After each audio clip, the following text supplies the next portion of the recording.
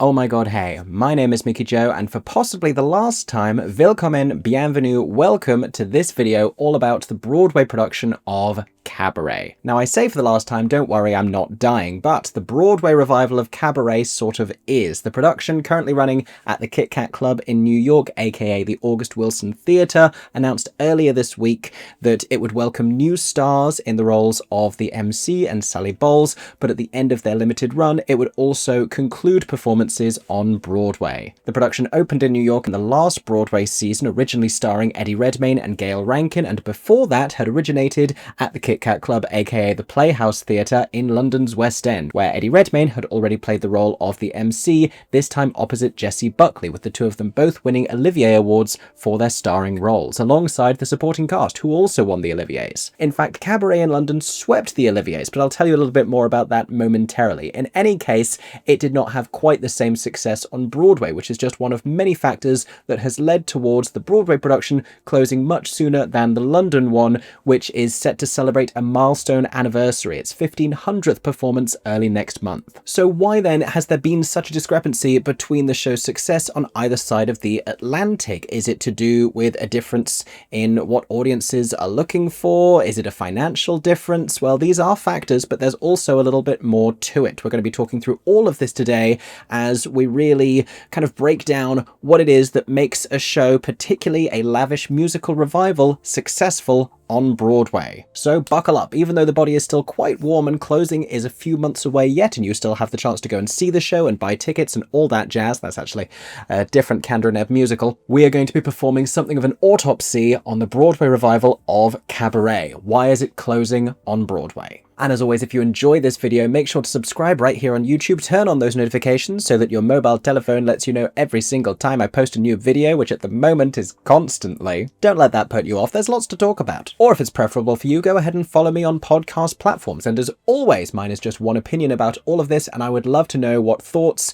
and reactions and insights you have. Please share all of your feelings in the comments section down below. Have you seen Cabaret on Broadway? Have you seen it multiple times? Will you be sad to see it leaving? Is this a production that you avoided, and if so, please tell us why. In the meantime, here are all of my thoughts on the Broadway revival of Cabaret, when it's closing and why it's closing.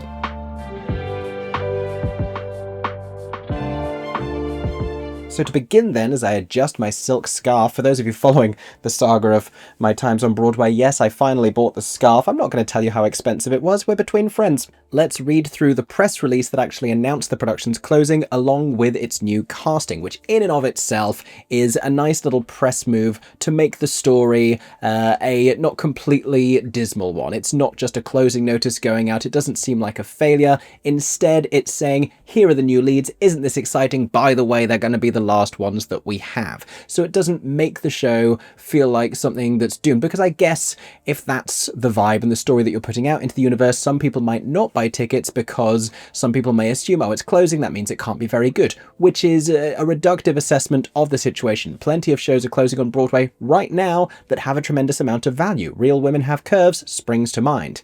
And in truth, Cabaret is not closing all that soon. They are also giving people plenty of notice to book their tickets before the production ends. And what they've said here is that the Tony Award-winning production of Cabaret at the Kit Kat Club is welcoming Emmy, Grammy, and three-time Tony Award winner Billy Porter, he's got that egged without the O, as the Emcee, and two-time Olivier Award nominee Marisha Wallace as Sally Bowles. Now, the two of them have played these roles before, and recently they have just finished a stint playing both of these roles in the West End production. And if you're wondering what their performances were like, I got the chance to go and see them. I saw the gala night performance, and I chatted a little about it, and they're very different interpretations of these roles here on social media as well. So check out my video, podcast, whatever it may be, about that. In particular, I had no idea what Marisha's Sally Bowles was going to be, and I was staggered by it. I thought she was magnificent. And just to briefly talk about the fact that these two are going to Broadway, I think it's really exciting. I think, it's brilliant on either side of the Atlantic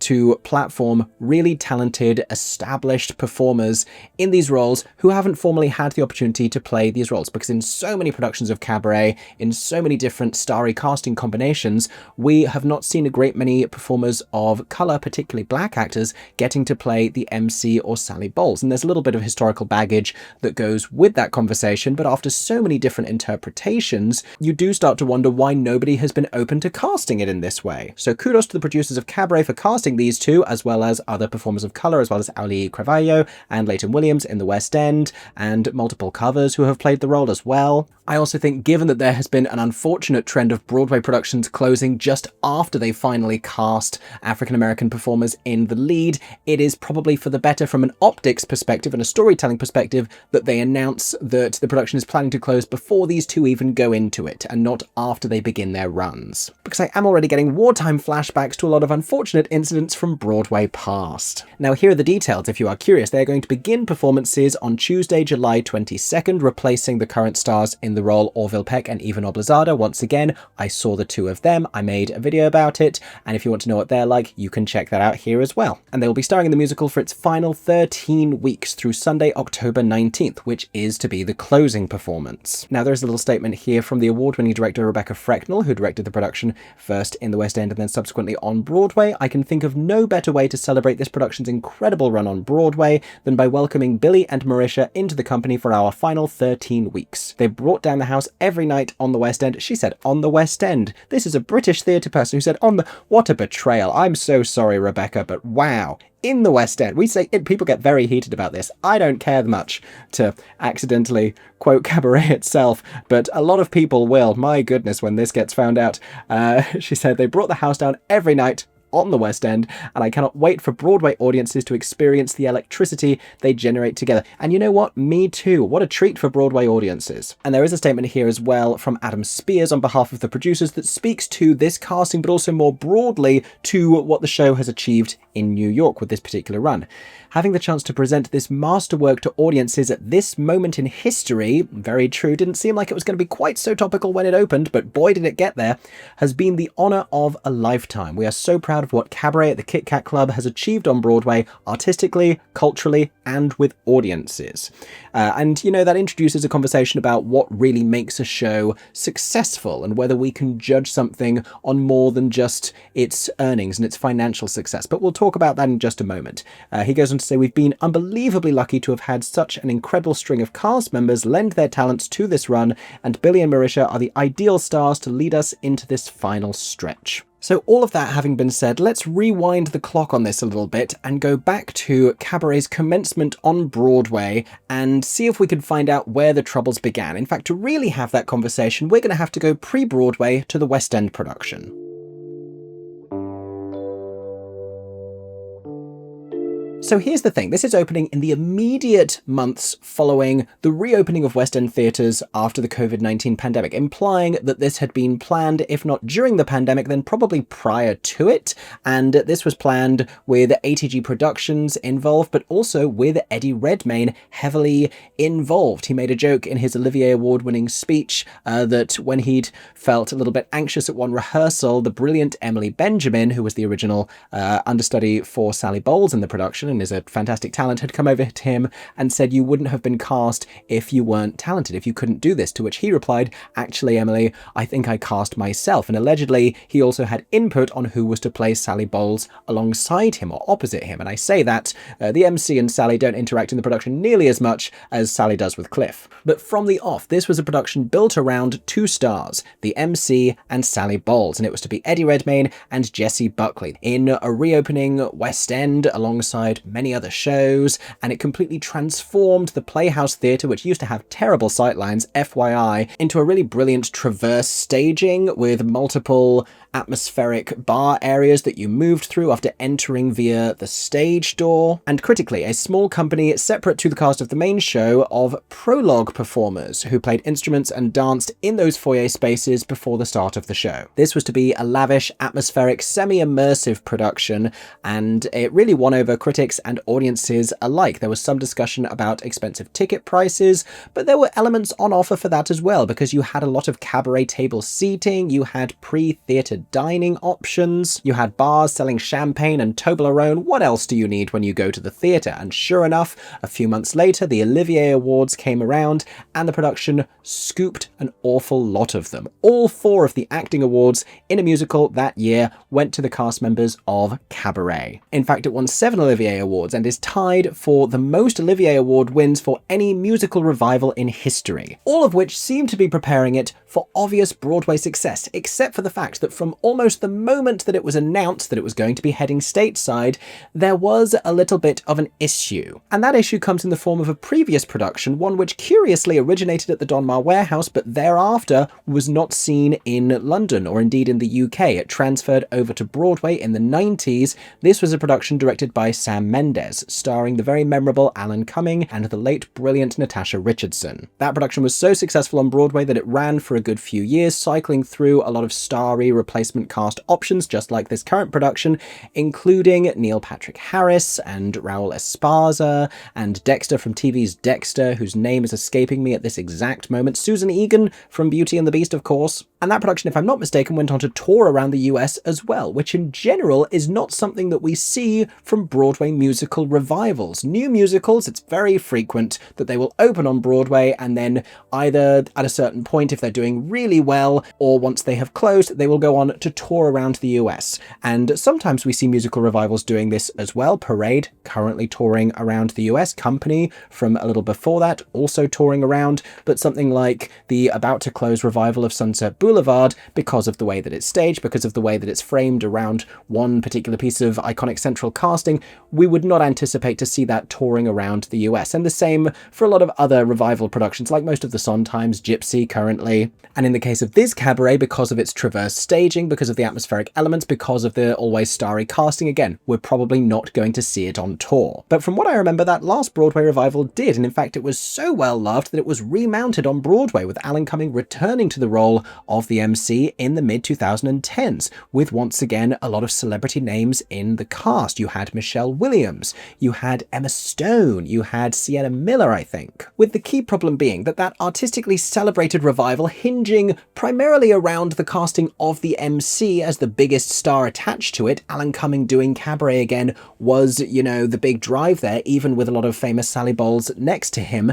That made it difficult for a new production to come in what felt like very shortly afterwards, even though it wasn't necessarily. There has been some similar conversation around the Broadway return of Gypsy, even though that show comes back to Broadway about as frequently every single time. And curiously, this wasn't something that had seemed to impact the West End production, though the show had been seen in a different iteration, one directed by previous National Theatre artistic director Rufus Norris at the Savoy Theatre not too many years before. That production had also toured a couple of times around the UK. But say what you will about a British audience, we can be sluts for a little bit of starry casting, and especially in a musical. Here, the big stars tend to do big productions of plays, so for someone of Eddie Redmayne's stature to be returning to the stage as the Emcee in Cabaret, it had a lot of people very excited. On Broadway, however, before the production had even opened, there was a lot of nostalgia for the last run of the show, the Sam Mendes version, and for Alan Cumming's performance, and it seemed immediately too great a shadow to measure up to.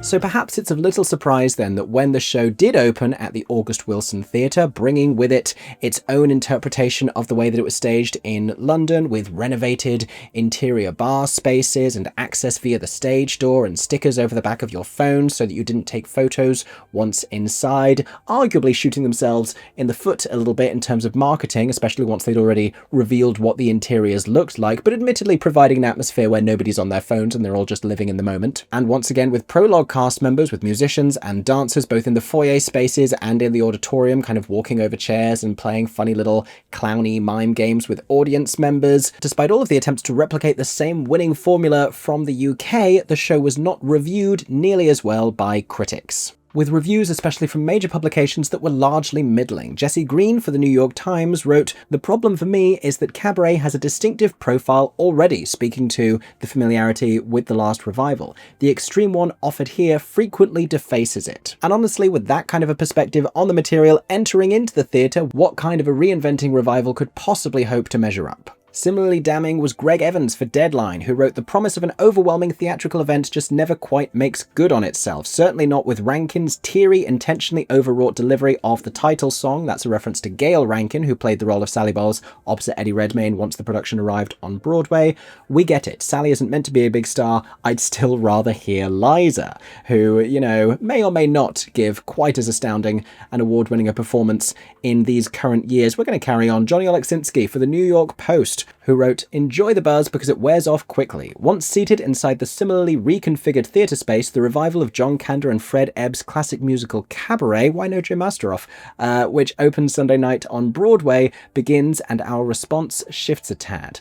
Ow, this is cold. Some reviews were outright negative. Adam Feldman for Time Out wrote, "Life's too short for this Cabaret." Zachary Stewart for Theatre Mania said, "This is a story that speaks to now, and I really wish I could hear it clearly over the hideous shouting of auteur Rebecca Frecknell's grotesque production at the August Wilson Theatre." Similarly, the often exhausting Robert Hoffler for The Wrap wrote, "Near the end of Cabaret, Rankin sings the title song, and like so much of this production, she only plays the subtext, that life is anything but beautiful, despite what the MC has been telling us. Indeed, life can be hell. She's a little late to that realization. Redmayne is the dev." I don't know where we're going with this, and I'm just going to abort on that one, honestly. I regret bringing it to your attention. Some were positive. Just for a little bit of balance, Matt Windman in AMNY wrote, "It all makes for an exciting, edgy, and painstakingly detailed production," while Entertainment Weekly, Emlyn Travis, said, "Rebecca Frecknell's celebrated take on the legendary musical has transferred to Broadway in a gritty, haunting production that is jaw-droppingly gorgeous from start to finish." So a mixed response from New York's critics, but in any case, not the hugely enthusiastic one that the same production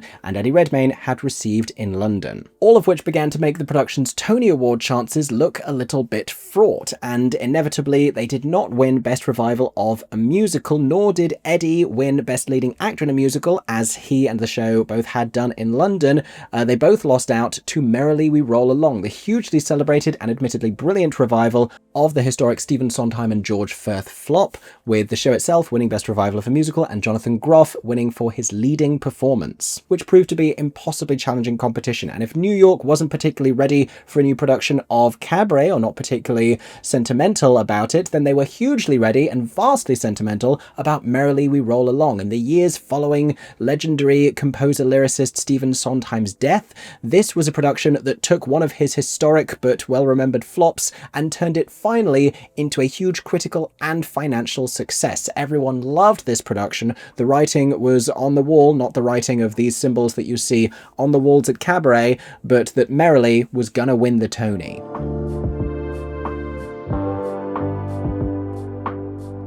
And if we sidestep for a moment here to really consider how a production attains longevity on Broadway, these are some of the things that we need to look into, because you'll notice that Merrily We Roll Along was a limited run that did very well financially and then closed at the end of its limited engagement. They did not, a little to my disappointment, attempt to bring in new stars and replace the fantastic trio who were in the show and run for even longer. They, much like the current production of Sunset Boulevard, decided to conclude amidst success. Sunset having just won the Tony for Best Revival also, along with Best Leading Actress in a Musical for star Nicole Scherzinger. But Cabaret, meanwhile, was always planning to run longer in New York than Merrily We Roll Along hoped to, and that is because they had renovated this entire theatre. They had taken the August Wilson and not only redecorated the bar areas, but they had reconfigured a new entrance route, and critically, they had refurbished the entirety of the August Wilson Theatre Auditorium to turn it from traditional proscenium staging into traverse staging, or sort of in the round, with a small circular stage in the middle of the auditorium, which obviously represents a significant investment. And on top of that, the show was also very expensive to run week on week because of all of the different personnel involved. You've got actors, you've got musicians, you've got actor-musicians, you also have a lot of different staff members helping to coordinate all of this. You know, you have a little bit of enhanced security because of the way that the audience members have to enter. You have the person who is giving out complimentary shots on arrival. You're also paying for complimentary shots on arrival. In general, musicals are more expensive than plays, and some musicals are even more expensive expensive than most, and what seems to be a consistent rule is that Broadway shows are more expensive than exactly the same show mounted in the West End. And when it was originally announced that the Playhouse Theatre in London was going to be turned into the Kit Kat Club, there was something like a 5-year trajectory that was revealed,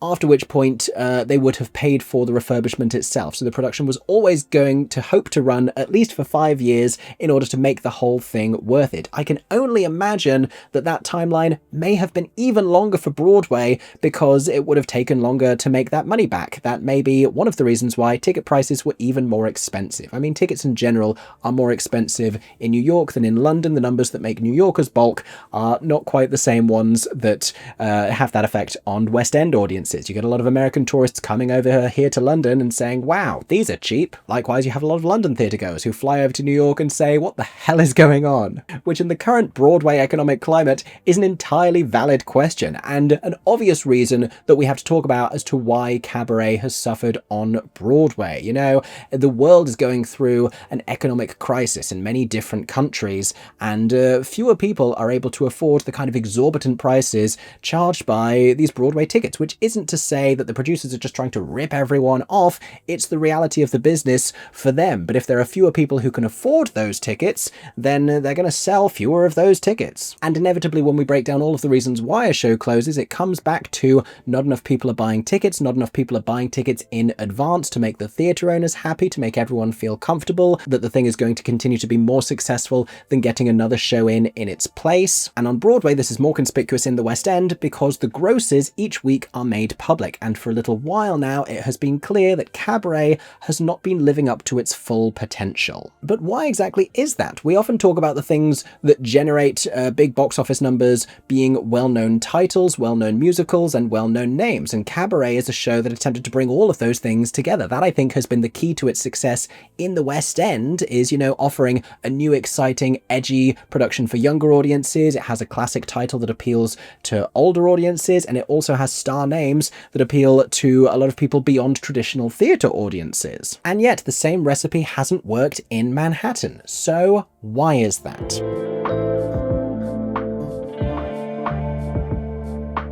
So let's consider, what are the factors that are going to make particularly a big Broadway musical revival do well at the box office? One of them is critical buzz and Tony Awards. Especially if tickets are going to be that expensive, New Yorkers and tourists alike are going to be looking towards any kind of statement of quality if they're going to be spending that much money, let alone groups, let alone families. They're going to be looking to the reviews and looking to the Tony Awards to make sure that they're not wasting their money on a disappointing production. It's also, I'm told, why a handful of people watch my videos before going to the theatre. And with the New York Times considered by many within the industry to be the most important review that a Broadway show can get, offering a mixed to negative perspective, it already wasn't looking great for Cabaret. There's also a conversation to be had about Eddie Redmayne's star power. Does it mean a little bit more in the West End than it does on Broadway? Did Gayle Rankin offer that much to the production as a TV star who is best remembered via the characters she's played on certain TV series, if not necessarily by name? And then you have the Tony Awards, where Cabaret did quite well in terms of nominations, and it didn't walk away entirely empty-handed,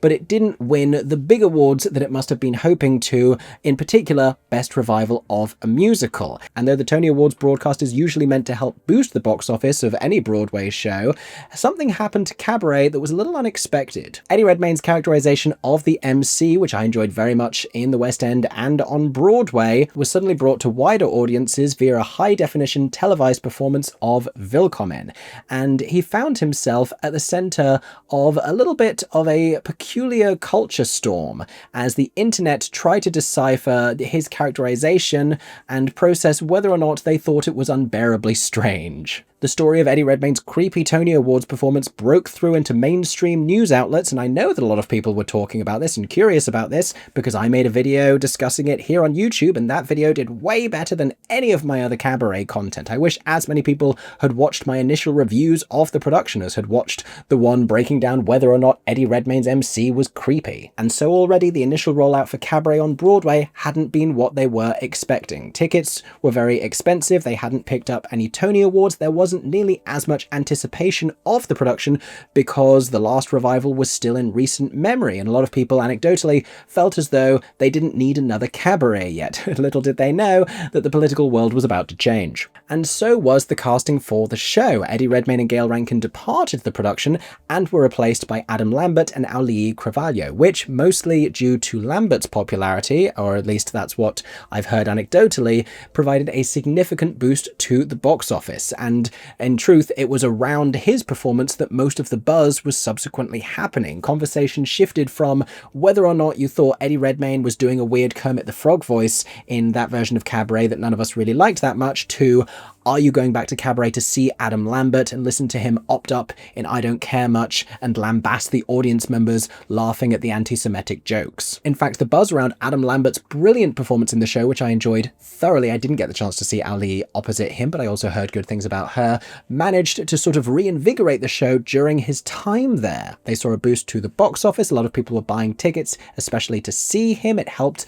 that, you know, he was sort of musical theatre adjacent because of his inherent theatricality as a performer, but hadn't done stage musicals since becoming a well-known and successful recording artist. And perhaps even more impactfully, he changed the narrative of the show in terms of its PR presence. And this was the kind of energy they wanted to continue after those two left the production, at which point they brought in new stars, Orville Peck and Eva Noblezada, with her talking very much to the die-hard theatre fans who might return to see the show. She'd sold a lot of tickets alongside Jeremy Jordan in The Great Gatsby, and with Orville Peck hoping to bring in a bunch of fans from beyond Broadway and, let's face it, gay people. In particular, those who hadn't already been queuing up at the box office to see BB Newirth. I see you, I'm one of you, I'm with you. And though Orville Peck I thought was singularly brilliant as the MC and Eva Noblezada unsurprisingly wonderful as Sally Bowles, they never managed to quite match the box office of their predecessors. And it seemed as though internally there was a little bit of surprise about Orville Peck not generating quite as much enthusiasm as people thought that he might. And there are a handful of possibilities about why this might have been. For one thing, I tend to think of the gay audience as being just a little bit fickle, but for another slightly more robust reason, the act of trying to bring in audiences from outside Broadway and from across America is always a noble and sensible pursuit, but is also a challenging one because you have to get people so excited and so interested that they're willing to travel across America, and you're only really able to appeal to people who have the funds to travel across America or from beyond North America. Then you have the mask of it all. Now, Orville Peck is another recording artist, a country singer, who always appears wearing a facial mask over his eyes, both when performing and in public appearances, and on the promotional materials for Cabaret. But it soon emerged with his first performance that he was not going to be wearing a mask for this role. And I wonder if the same thing that boosted Adam Lambert, the chance to see him doing something very like himself theatrically on stage, this MC character not a million miles from his concert persona, was the same idea that hurt Orville Peck's performance, because he became sort of unrecognizably a part of the show. He took on the role of the MC as the trained actor that he is, and seemed nothing like the Orville Peck that fans were expecting. So was the argument to see Adam Lambert, getting to see Adam Lambert doing something very Adam Lambert-y, detrimental when it came to Orville Peck not doing something very Orville Peckish? Or is there another reason that had nothing to do with the casting whatsoever? I've mentioned it a handful of times, but the political tide had changed by the time that Orville and Eva went into the show.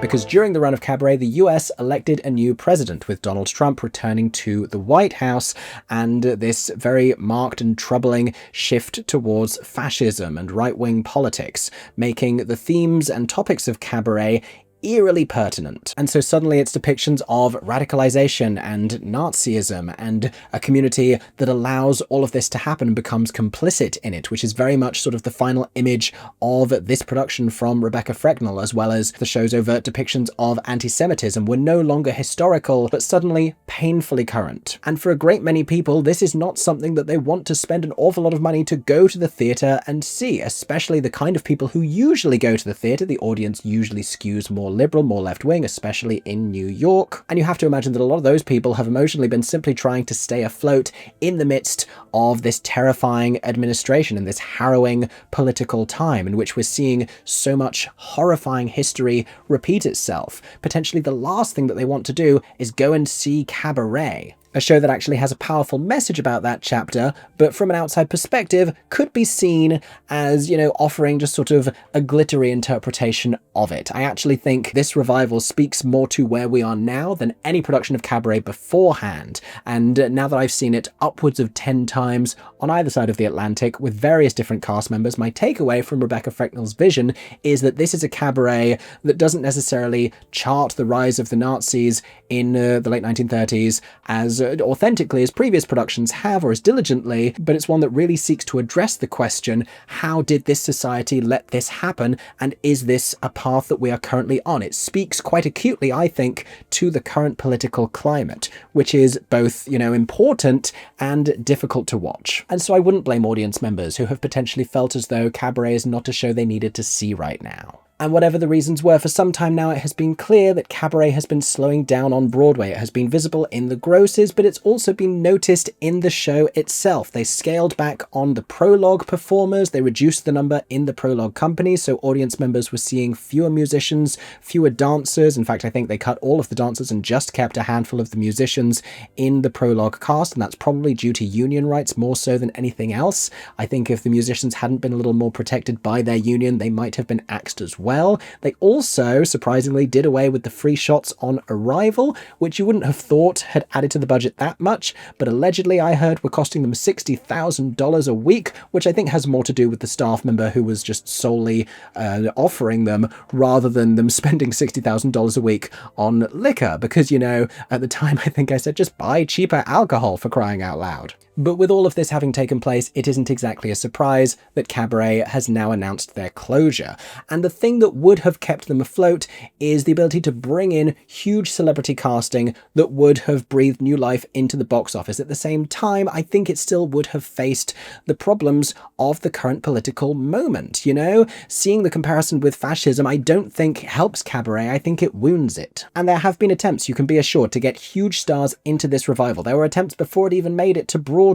A lot of the big names have been offered the West End production. Lady Gaga has been asked, Adele has been asked, Florence Pugh has been asked, Billie Piper has been asked. The list is in fact much longer and fascinating. Here are some Broadway ones that we could have had. Jessie J recently said on a radio interview that she had turned down the role and she would have been terrific. And she might still do it in London. She was kind of grappling with whether or not she should, but she wanted to be a mum to her young kids in that moment. I believe Sabrina Carpenter was also asked, and I also believe that Miley Cyrus, this is one who was rumoured across the internet, was actually lined up to play Sally Bowles in this production, and for a fact they would have kept it open until that happened, because boy would that have sold a lot of tickets, as well as bringing in a much wider audience who may have been surprised by some of the themes of Cabaret. And you had to imagine that it was getting harder for them to pull in these stratospheric stars, having not won the Tony Award, and it also doesn't offer them all that much because they're not going to be Tony eligible, they're not opening a show, they're not going to get reviewed in the same way. At a certain point it looks like a slightly more upscale version of doing Chicago a couple of streets down, which needless to say is not the most prestigious option on Broadway.